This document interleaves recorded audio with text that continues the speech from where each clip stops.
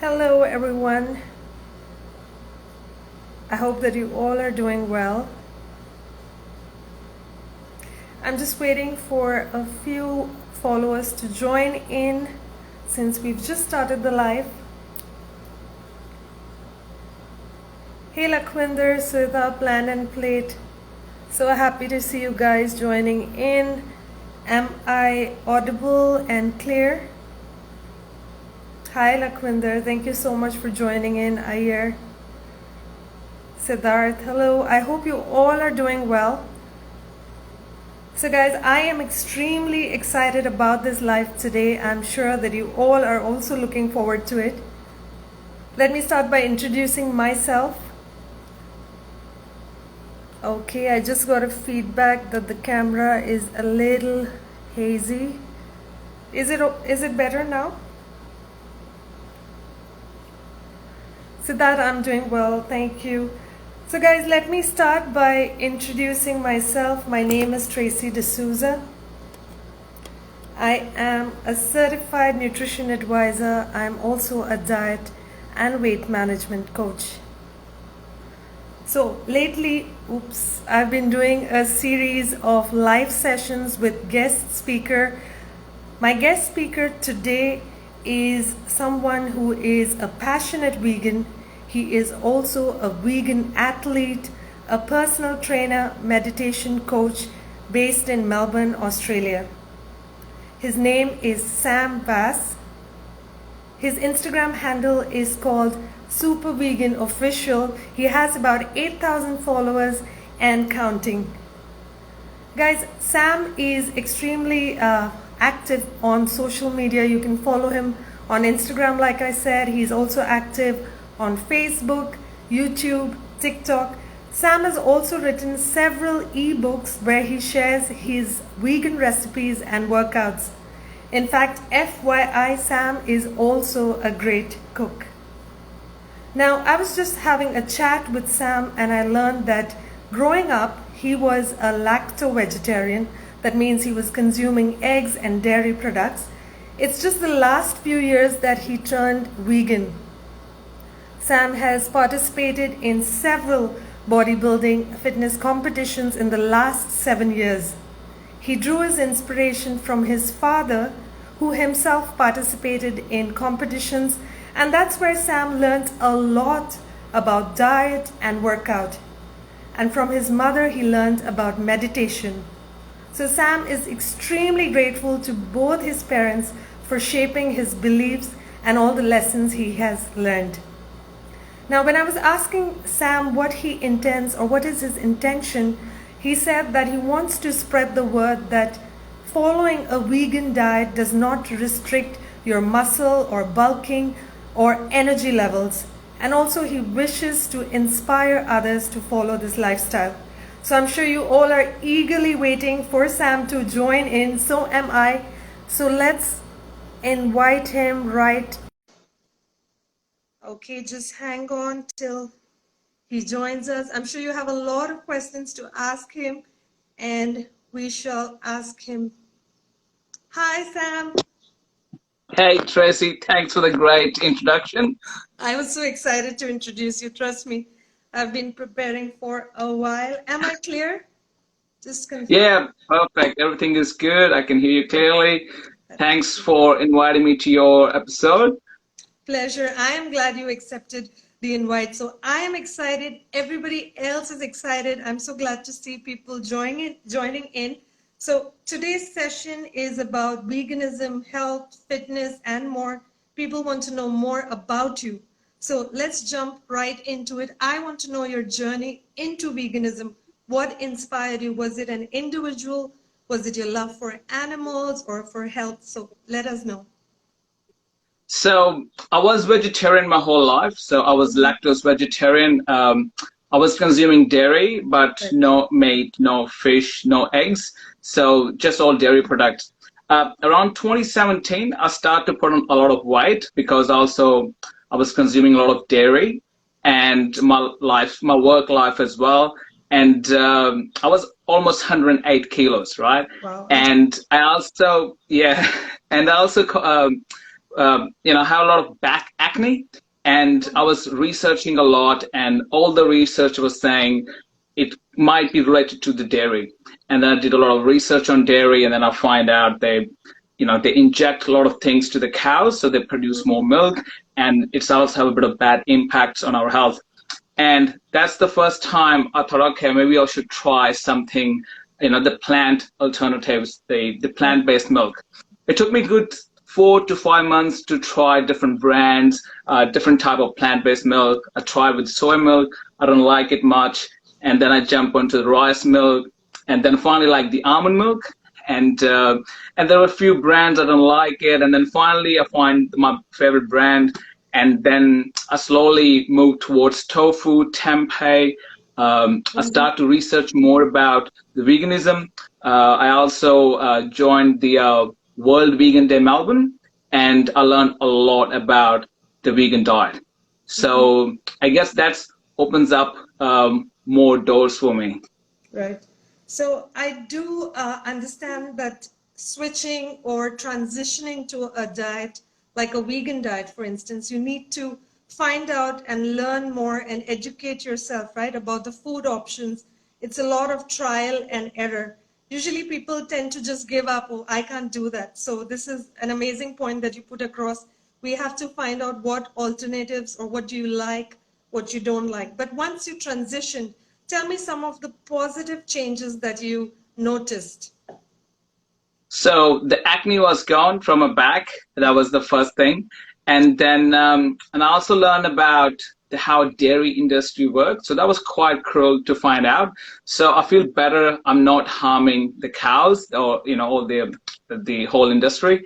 And then the other thing was I feel more, I lose weight. That was the main thing. And then also I feel more fresh, because when you eat something fresh, you feel fresh, right? But if you eat something dead, how are you going to feel fresh, right? So I start, before I was only consuming just the cow's milk, right?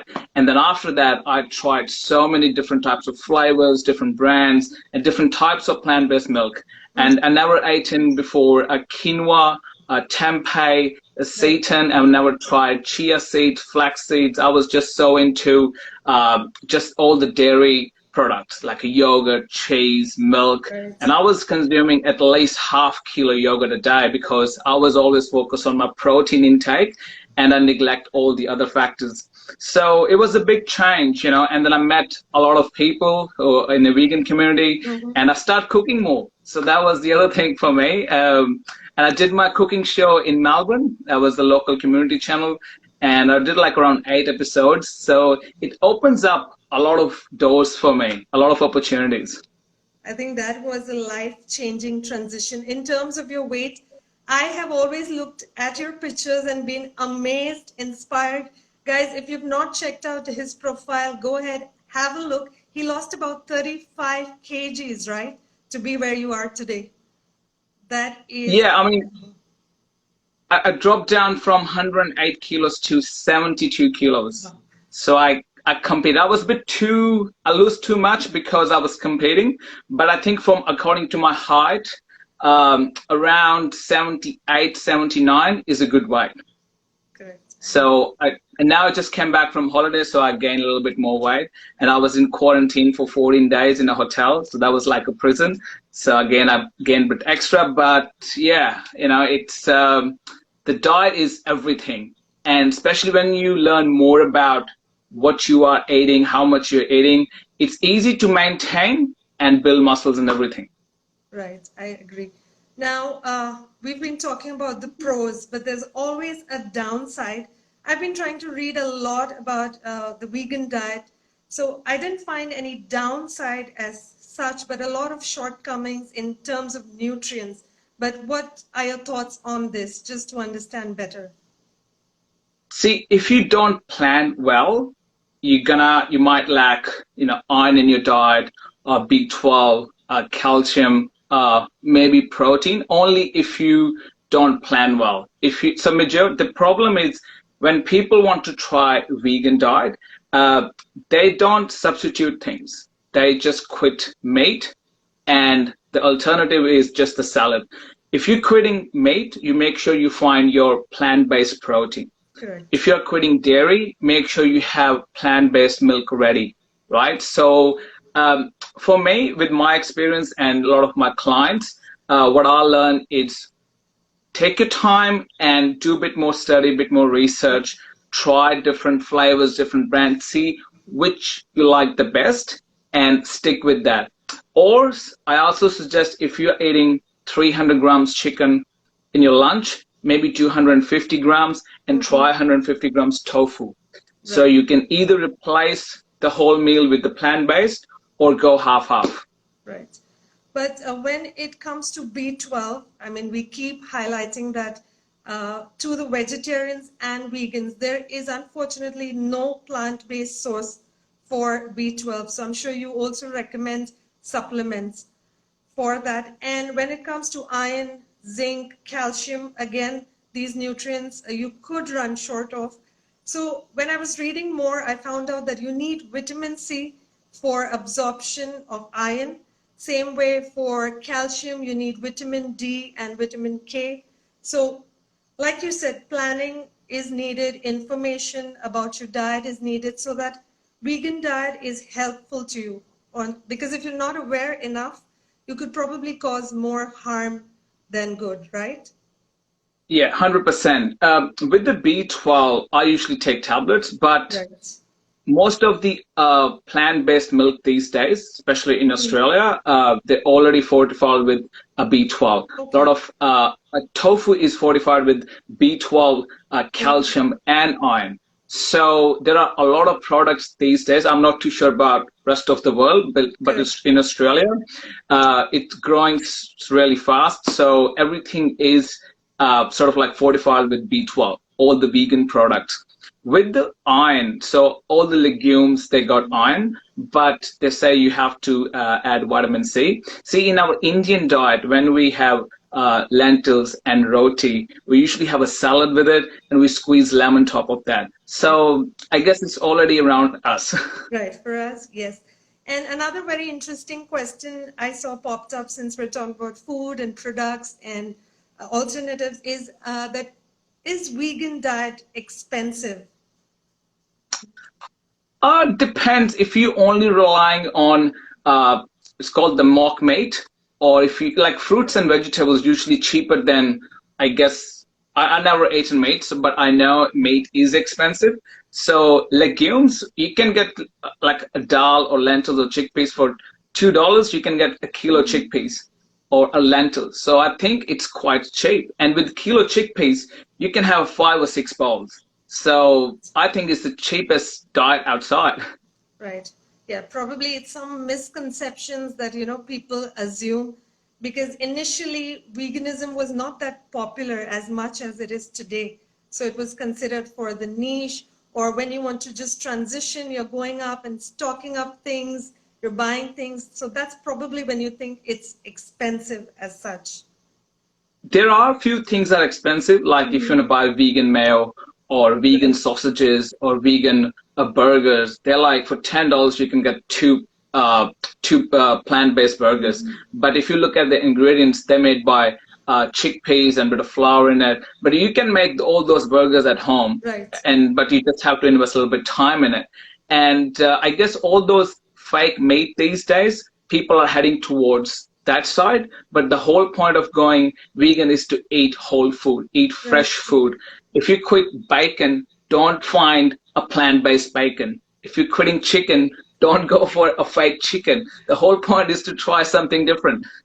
Right, I get that. In fact, I agree with you. You're going vegan, you want to get healthier, but you're finding alternatives which are processed, and that is the worst Exactly. food choice. Though it may satiate you, but it's not serving the purpose, right, in terms of health. So another They're high in question. sodium, Sorry. yeah, and they're high in calories as well. So, and I guess people who quit chicken and they want to try the vegan chicken, the taste not going to be the same. It's just your cheat meal, which you should have just maybe once or twice a week, not every day. Absolutely agree. And what about people suffering from any medical conditions? Would you advise them to go vegan if they're not already vegan? or they should probably consult their doctor or medical practitioner? Yeah, dietitians and of course the doctors depends what kind of medical conditions they are going through.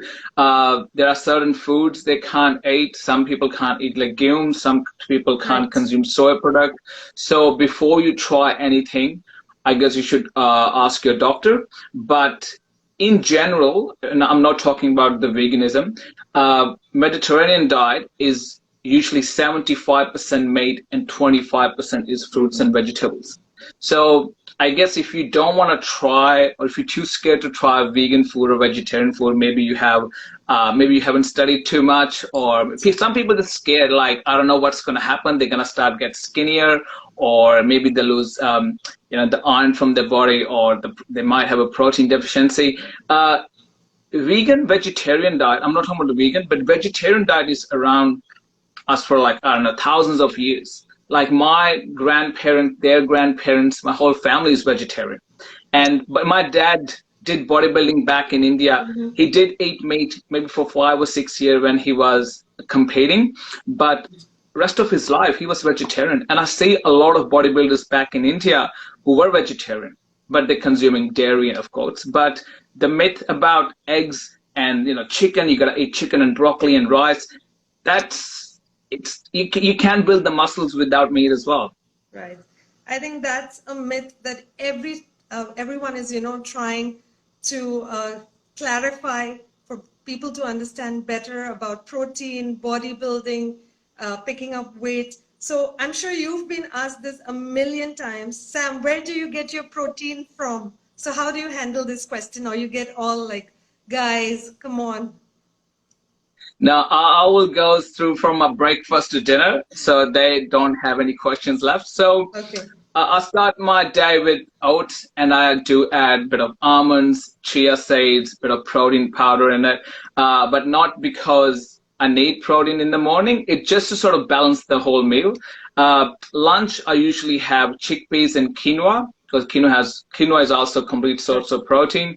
And during probably like dinner time, I have a tofu with the beans, with again brown rice and lots of vegetables. And snacks are different, so maybe have a handful of almonds, and do consume a lot of fruits and vegetables as well. So every day is different. So if I look at the main picture of my protein profile, I would say tofu, tempeh, chickpeas, great fan of chickpeas, lentils, beans, and then you have edamame as a snack, great source of snack.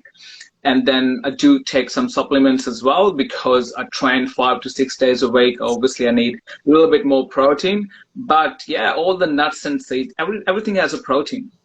Right. The main issue, or the main question, the next question people ask me after this is, the vegan protein is not a complete protein.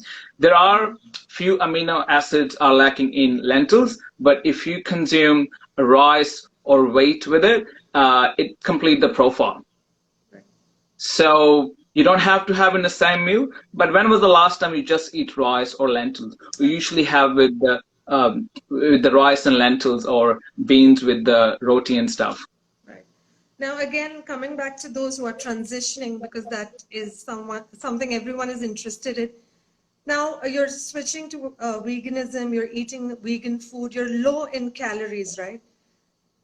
Because when you were eating meat and fats, your calorie count was higher, or you were reaching your daily calorie requirement. But when you're eating only plant-based foods, you need to eat a lot more to compensate. Would you agree with that? Not really. I mean, I still put on weight while I was on holidays, because I wasn't training as much, but I was eating a lot of food. But there are a few people who struggle to get enough calories. So if you want to put on a little bit more weight, or if you want to bulk up, drink your calories. Right. Which means you can make smoothies, or you can also have oatmeal. You can have what do you call the flaxseed meal, chia seed meal, instead of having just the seeds. So in that way, you can add more calories in your diet. You can also have like a banana shakes. You can, instead of eating one banana, you can have blend in 2 bananas with the milk. and almond milk or soy milk, and then you can add a bit of chia seeds meal in it. So in that way, you're consuming a lot of calories. For me, it's the main, I think I eat a lot of calories. I need to cut down. Okay, I understand. Yeah, again, it all comes down to, I think, planning and knowing what you need to eat, what you need to avoid. So that is a good point. Also, for somebody, again, who wants to transition, from your experience, any points or tips that could help them, you know? The first thing is always find a substitute. Whatever you are about to eliminate from your diet, find the alternative. If it's the chicken, if you're going to cut down, maybe try tofu. And if you want to cut down milk, try the plant-based milk. So make sure your protein, all the calories and carbs, all the macros and micros, you are focused on that, and make sure you substitute that with the plant-based diet. Right. So that's the first thing. And the second thing is do a bit more research, maybe consult with your doctor or dietitian or nutritionist, get their advice as well, educate yourself a little bit more. And yeah, and everyone is different. Maybe some people not gonna respond the same with the tofu or legumes. Right. So make sure do a bit more research. If you have bloating issues or digestion issues, maybe add more ginger or lemon in your diet, or just talk to your doctor. That's nice. Now, moving on to fitness, some of my clients are a little worried to transition to a vegan diet because they believe that they won't be able to achieve their fitness goals. Again, that's a myth, right? 100%. And I'm not saying you have to. A lot of the guys ask me, do they have to go on vegan diet to build muscles? Because right. I get asked the different questions, right? You can build muscles, lose weight in any diet. Vegetarian, vegan, pescatarian, lacto-vegetarian, whatever. You have to plan. If you want to gain weight or if you want to build muscles, you have to be in calorie surplus. And if you want to lose weight, you have to be in calorie deficit, right? Yeah. So it's all about the numbers and again, calorie is not a calorie. Make sure you eat the nutrient-dense food. So for me, you just have to plan well. Even with a lot of experience, and I've been training for 12 years, the weeks I don't do my meal planning, and if I skip few meals and if I don't follow my meal plan, I'll put on weight as well. We only humans anyway, right? So you gotta plan ahead. Right. Also, another question I just looked up was, what's your opinion about bulking? Would it be harder again for vegans versus somebody who eats meat? I think bulking is easy. Doing the lean muscle, building the lean muscle mass is a little bit harder because you got to focus on a lot of protein as well. With the bulking, a lot of people buy the bulking supplements. Right. They're usually high in sugar. You better eat extra, I don't know, roti or rice, or you can also add eat black rice. They're high a little bit in calories, but don't eat the empty calories like donuts or junk food.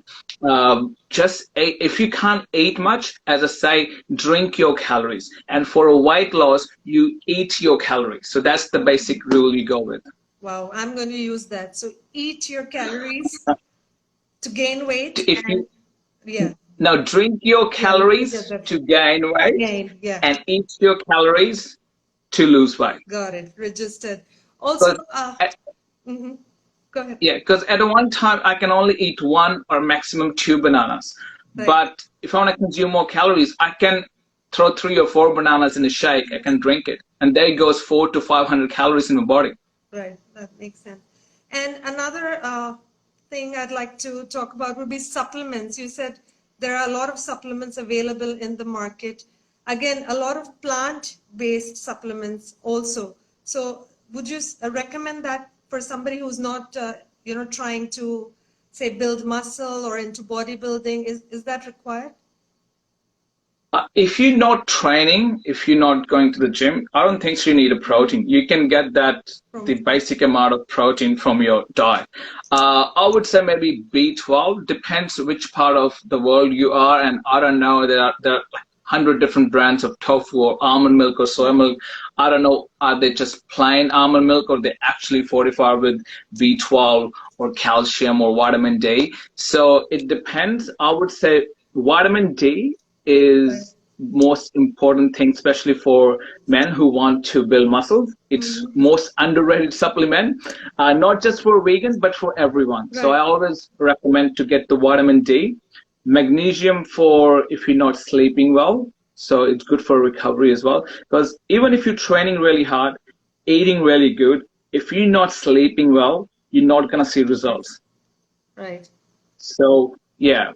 But if we just talk about vegans, if you're lifting, get some protein, the plant-based protein, B12, and that's it, actually. I don't take any, apart from actually magnesium. That's the really good one for recovery. Magnesium, right. So it's actually a balance of what you eat, your workout, and sleep, right? Recovery is also equally important. Exactly. It's not just for muscle recovery, but good for your hormones as well.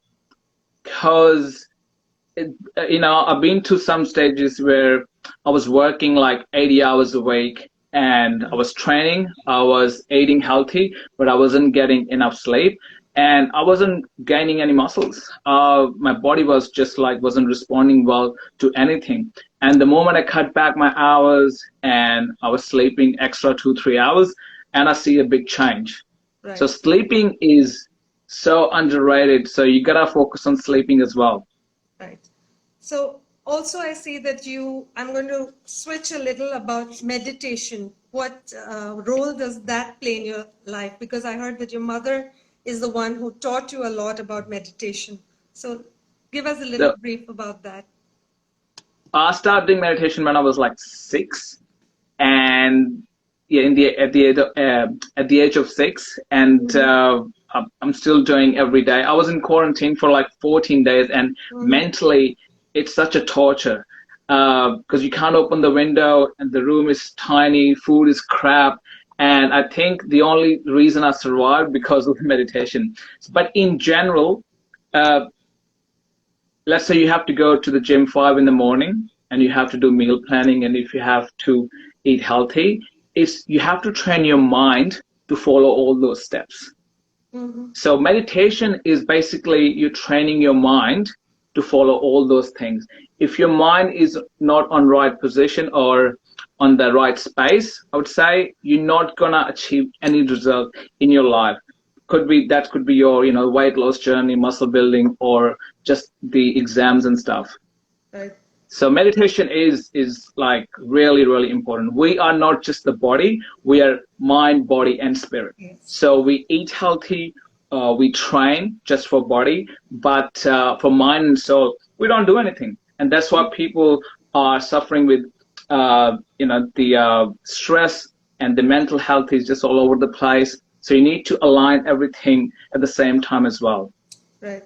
I absolutely second that. In fact, I always promote that nutrition is not only what you feed your body, but also your mind and soul, just like what you said. Now, in the pandemic, it's actually been tough on everyone. We were going up and about, living our lives normally, and then suddenly, for like more than a year now, it's put our life on a pedestal, or what you could say, everything has stopped and come to a stop.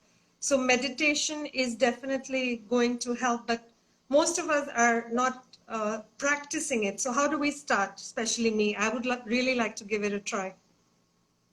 See, you can start with just 5 minutes a day, and there are different techniques of meditation. The most basic one is the breathing technique, where you just focus on your breathing, and the main thing is you don't have to stop your thoughts. You just have to observe your thoughts. A lot of people think they're going to close their eyes and everything going to disappear. Right. Our brain, their main job is to think, right? You can't stop, especially at the beginning, right? So you just have to observe what kind of thoughts are going past. Are there good thoughts or bad thoughts? Don't try to change anything. Just observe. If you try to distract too much, then bring your attention to your breathing. That's your anchor.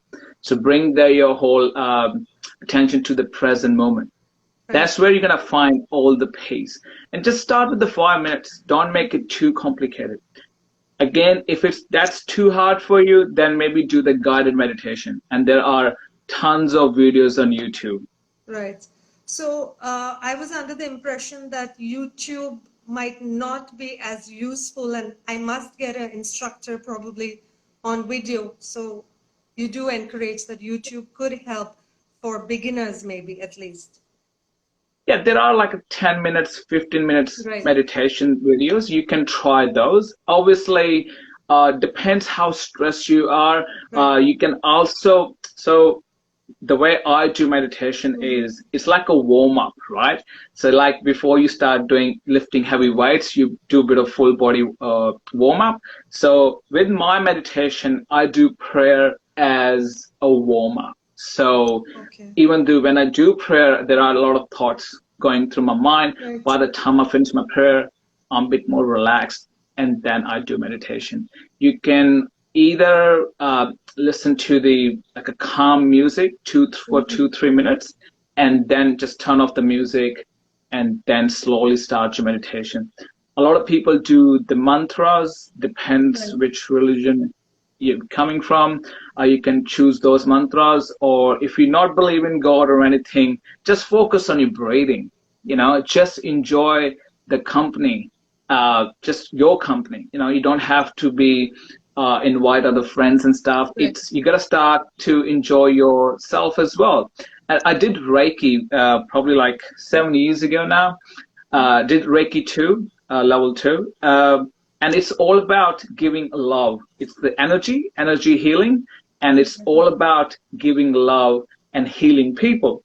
And now a lot of people don't believe in that, but that's why I tell people, do you believe in self-love? That's the energy. If you don't love yourself, how are you going to look after other people? How are you going to give that energy to other people? So self-love is a part of meditation as well. When you don't tell yourself, oh, I'm too chubby, or I'm not good enough, you just basically appreciate the way you are or who you are. So self-love is even more important. And doing meditation, you start to love yourself. I think that was an excellent point, Sam, because unfortunately, a lot of us, men, women, likewise, with social media, portraying the perfect body or the perfect skin, hair, we actually start to look down on ourselves. We start to compare ourselves to the ideal body, and it actually lowers your self-confidence. I think all of us have been there. So, like you said, it's important to accept yourself. It's important to love yourself, and of course, work on yourself also, right? You don't just accept and you stay where you are. I think you improve, you take a step ahead, you work on yourself, you be the best version of yourself. Now, you want to do all of that, but one thing pulling you back would be consistency and discipline. Please tell us more about how we can be consistent. So you have to have a vision first, right? There are 2 types of motivation. There's a push motivation and there's a pull motivation. Push motivation is when we sort of force ourselves to achieve that certain goal because our parents or our teacher or someone told us to do this thing or you will be successful.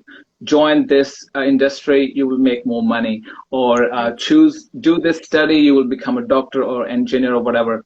But there is a pull motivation which you want to do it, right? And that's where I follow my passion. But in that pull motivation, I have this vision of doing things.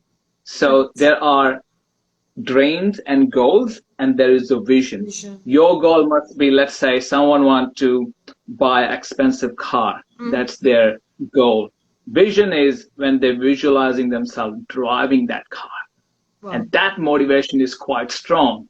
And same with let's say someone wants to build muscles or lose weight, imagining or visualizing themselves doing certain things, or imagining how that will change my life if I lose 20 kilos, or how that will change my life if I will do certain things. So you need that vision, that pull motivation.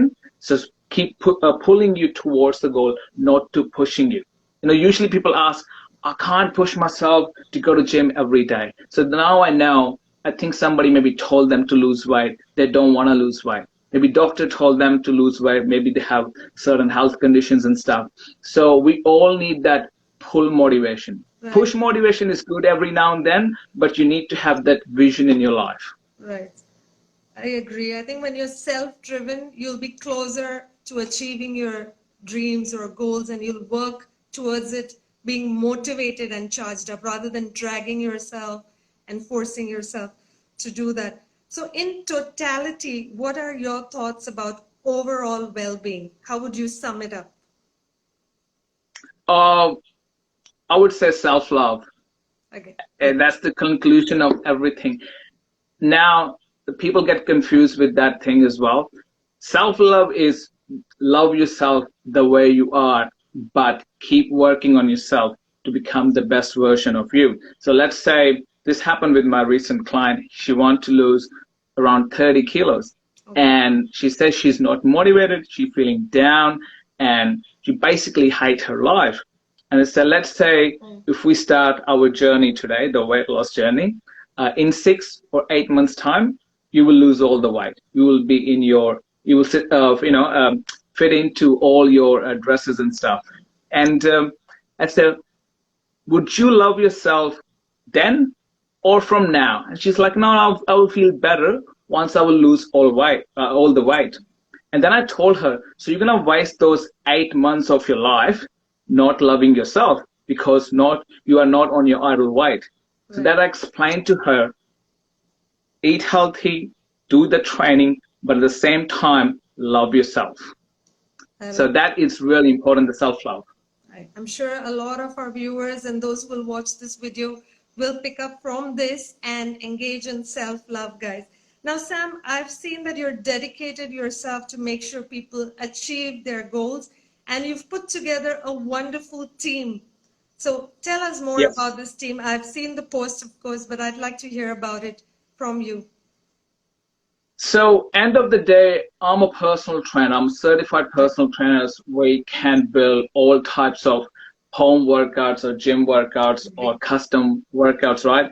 When it's come to the diet, we only know, even though I know a lot, but I guess according to the law, we can't give 100% nutrition advice.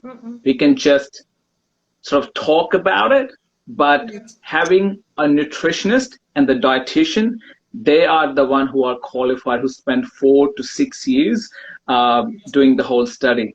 And when you go to dietitian or nutritionist, they actually ask the whole history of all the blood type and everything, which is not our job as a personal trainers. The problem is there are a lot of personal trainers giving the meal plans and the diet advice, and they're not qualified. So that's why I have a team of, there's one vegan dietitian, vegan nutritionist, there's one plant-based pregnancy nutritional advice lady, and then Rebecca, and then I have a vegan naturopath. So they're covering everything. So if someone asks me, or whatever the goals are, even if they want to lose weight or build muscles, and if they have some medical conditions, I refer to them to all the dietitians and nutritionists. So that's why nutritionists have their own role, and personal trainers, we do our different job. Right. I think it's very important to highlight this fact because health industry, unfortunately, has become a money-making business. And when clients look up to us, they believe, I think, everything we say, right? Because they believe that we have the knowledge for you in terms of workouts, for me in terms of nutrition. So I think we have to stick to what we know and we believe and what we've learned and qualified, because you're dealing with somebody's health and fitness. So that is amazing. I wish your team and you good luck. I really love that idea. Also, Thank you. most welcome. Also, a lot of people would like to reach out to you. So I want to make sure that they know how they can get in touch with you. What is the best channels, if you could tell that? I usually quite active on Instagram, so I guess you promote me enough on your social media. But I also have a website, superveganfitness.com. They can reach me there as well. I'm basically on all the social media platforms, but the Instagram is my main. That's great. Which So is guys, Super Vegan Official. yeah, I keep promoting. You are by far one of my favorite personalities. And in fact, Thanks. you've been with me right through my journey when I started off. So I appreciate the Yes. support. I always reach out to you for any doubts, and you're more than welcoming, to clarify that. So I appreciate that, Sam. Now we've almost come to the end of the session, but any other myths or something I've probably missed out that you'd like to shed light on? I guess we talked about the main ones, like about the protein and the supplements and the bulking. Yeah, I think we basically covered everything. Yes, I'm glad. Yeah, I mean, is there any? I mean, there's a lot, but if you can, if you want to pull out any questions from your comments, or yeah, I'm happy to answer. Oh yes, one more important question that somebody highlighted was how veganism impacts the environment. I did see some of your posts about gas emissions and the carbon footprint. I guess before we leave, we could just, speak about that briefly. So, I mean, it's gonna do. I might do another video of that, but I can quickly run through it. So, in Brazil and also in North America, they use a lot of land to grow soya products for animals, like cows and all the dairy, and for the poultry farms as well. And the amount of land they use to feed the cows and all the other animals, so they can give us meat and milk. If they produce vegetables and stuff, I guess that will reduce the carbon and all the land wastage as well. Right. Also, to grow, let's say, to look after one cow, so we need the milk and the meat. A cow average drinks around 70 to all the way up to, I would say, 100 liters milk a day. Water a day. Yeah. To give 20 to 30 liters milk. Okay. That's a lot of milk for water for one cow, and the land and the food to feed that one cow. And that's the other thing about, and the poultry, all the chickens and stuff. The food they give it to the chickens, it's quite low in quality. They're giving them a bad quality soy products. And people think they're eating chicken, which is healthy for them, but they indirectly eating unhealthy and really bad quality soy products through the chickens, so which cause them a lot of problems as well. I think end of the day, it's the land they use to grow those animals, which also cause of that deforestation around Amazon jungle as well. Right, I understand. In fact, I did note down some stats because I found it interesting. If you turn to veganism, a vegan diet, you could reduce your carbon footprint, my bad, by 73%, right? That's a huge number as an individual. Also, 70% of grains grown in the US is used for livestock, like you said. Yeah. Another factor is the pollution, right, by these industries in terms of air, soil, water. Yeah. So I think the vegan diet would have definitely a positive impact on the environment and the planet as a whole. Yeah, the thing is, if you tell someone, go vegan so you can save the planet, no one's going to do it. But if you tell anyone, go vegan, you will look healthy or you will feel better, they will do straight away. So, because we are selfish, right? So, but I guess in next 30 years time, we're going to face some big issues. So all I do in my industry, in my gym as well, I don't force people or preach anyone to go vegan. I just educate them. I don't tell them to cut down meat. I tell them to eat more vegetables. Right. Indirectly, they're cutting down the meat and they're eating more plant-based protein. And there are some people who actually devote their whole life to save the planet and they go vegan as well. I started as a health reason, but then I learned more about it, how it's impacting our planet. And, that's one of the reasons who sort of like, I never give up on going back to vegetarian or, start eating dairy and stuff. So I guess you gotta give back something to this world as well. And going vegan, that's one of the easiest and the best way to protect our planet.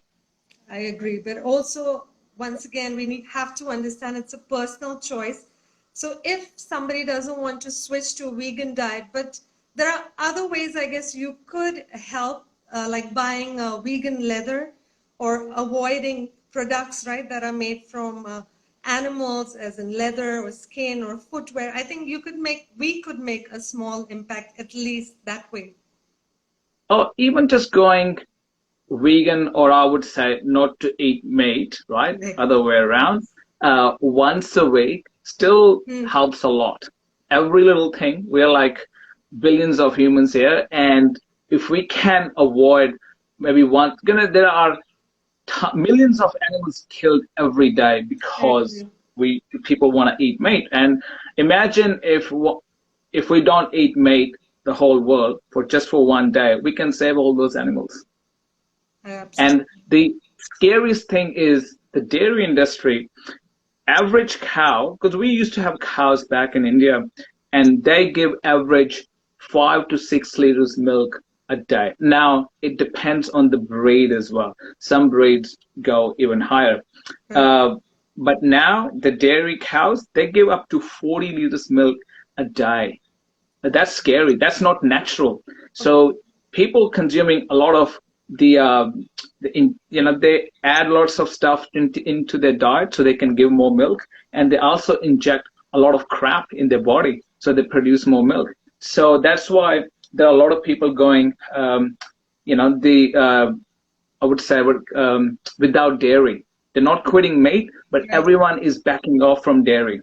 It's there. That's what they say. The dairy is scary these days.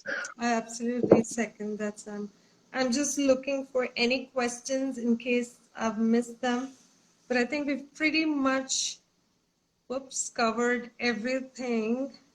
So any words of wisdom before we sign off?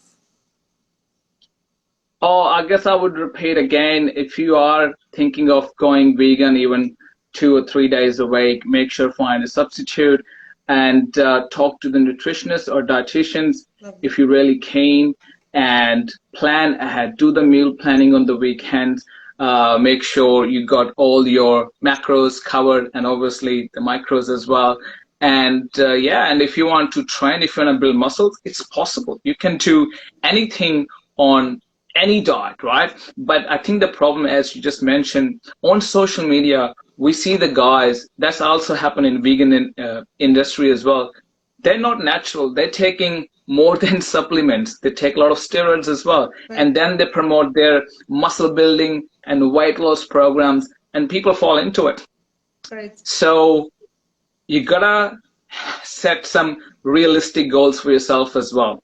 Muscle building takes years, not months, right? Weight loss, yes, you can do depends how much you want to lose, in weeks, right? But building muscle, that takes time. So make sure you mentally prepare for that. Right. I guess we can conclude that shortcuts are like not going to last you a long time. So we have to look at the long-term gains. So exactly. I enjoyed this session so much. Of course, I did speak to you before that. I'm very nervous because these are my first few lives with a guest speaker, but you made it so fun, so informative. I'm sure people learned a lot. I learned a lot. And I just want to thank you so much. Really appreciate it. Thanks for having me. And hopefully we'll do another session in the future as well. I would love that. Thank you so much. I wish you a good day and stay safe. We'll chat soon. Have a good one. Thank you so much, Tracy. Bye.